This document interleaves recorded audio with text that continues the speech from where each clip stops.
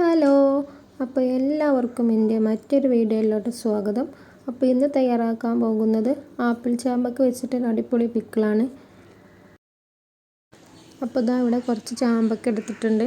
ഇത് കഴുകി വൃത്തിയാക്കിയിട്ട് ചെറിയ കഷ്ണങ്ങളാക്കിയിട്ട് എടുക്കട്ടോ.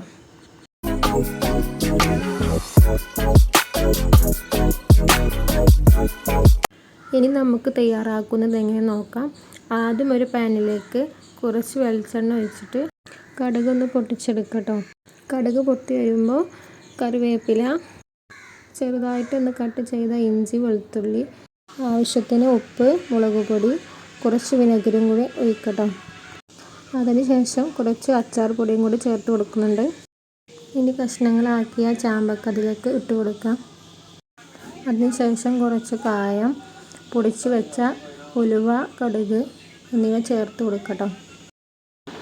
അപ്പോൾ ഇതാ നമ്മുടെ ടേസ്റ്റി ആയിട്ടുള്ള ആപ്പിൾ ചാമ്പക്ക പിക്കിൾ ഇവിടെ റെഡി ആയിട്ടുണ്ട്. അപ്പോൾ ഇന്നത്തെ വീഡിയോ നിങ്ങൾക്ക് ഇഷ്ടപ്പെട്ടിട്ടുണ്ടെങ്കിൽ താഴെ കമൻറ്റ് ചെയ്യണേ.